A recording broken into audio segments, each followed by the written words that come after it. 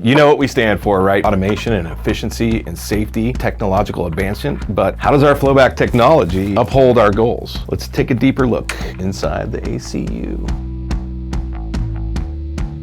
Hey everybody, welcome to the third episode of Flowin with Phillips. I've got my special guest, who's also my boss, Taylor O'Brien. He's the GM of AutoSep, and he also serves a dual role, and he is the GM of Boresight, our in-house data acquisition. Love it. Excited to be here. Hey, glad to have you, man. Can you tell us a little bit about your role and what you do here? Yeah, so as the GM of AutoSep, my job is to kind of bring the team together, look at the future, bring everybody together to create flowback solutions in an automated way is the goal, and right. We're doing it. Flowback has kind of been a boring space, not a lot of innovation in it. I'm not a flowback guy traditionally. Me being part of this team is by design, right? There's been a lot of innovation in other parts of the industry that I've been involved in and seen on the drilling side, on the completion side, the technology, and trying to bring some of that to the flowback side is exciting. Looking at legacy equipment, why are we doing this? Why are we moving into this sector? There's not been a lot of innovation in the flowback space. Yes. And the reason for that is because the barriers to entry in flowback are very low, right? Right. What do you need to get into the flowback space? I don't want to make it sound bad, but they call dumb iron, you know? All you need is some dumb iron. And what that means is just hard iron with little to no technology, and you can go out and you can run a flowback. Right. Well, what you can do with that is you can do it for very cheap. Right. And what do you get with very cheap? Safety issues, exactly. right? And that's kind of what this basin has seen over time, and that has really limited the innovation side for companies like AutoSep to come in and say, hey, we're going to do things differently. To think about it differently is the way we have to go about it, because we're not like those companies. We're not. And we're differentiated from them. We're not. We are focusing on technology and safety, and we're going to ride it out until we win, and that's the goal. In a space where there hasn't been much investment advancing this conventional technology, that's what we're making our competitive advantage. How do we do this?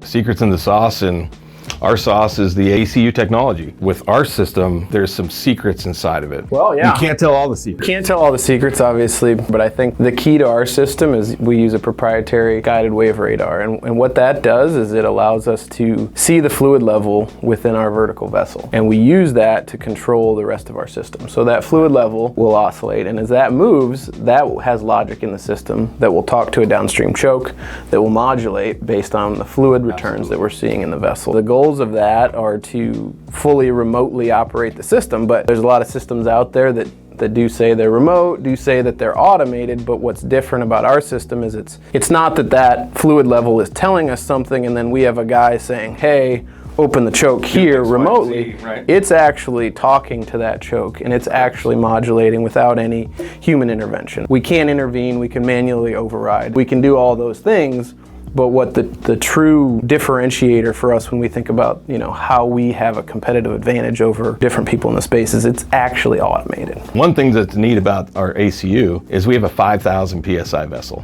That's correct. Nobody in the industry runs 5,000 PSI vessels. Right, traditional 1440s. Yes, 1440, sometimes 2Ks for some of your larger jobs. We're designing stuff that's 15K. Correct, yeah, we're looking to move into high pressure applications. We have a team right now with a lot of high pressure experience, so I think that's a huge advantage for us from a technology and a personnel perspective. You add quality and the best guys in the business with technology, and you've got a winning combo. What are the differentiators between us, and what separates us, Taylor? The technology, right? We talked a lot about that, but the big thing on the Boresight side is the people. So we've got an in-house team here who does all of our hardware and software. So when you take that team and combine them with the technology on the AutoSep side, data is only as good as what you do with it, right? And we're able to stream that, we're able to see that real time, we're able to install features, have monitors, screens, different ways for the guys in the field, as well as remotely to be able to see these features, whether it be pressure, whether it be temperature, whatever it is,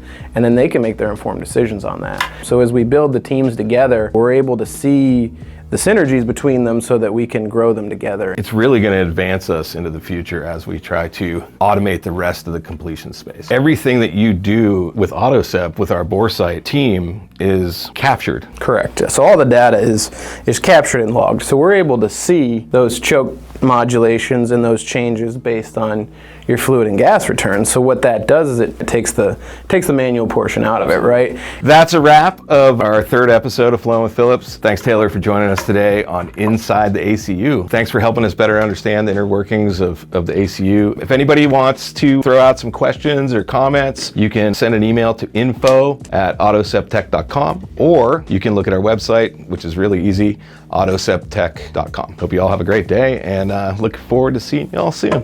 Thanks, T. Appreciate you, bro. Thank you. Right on.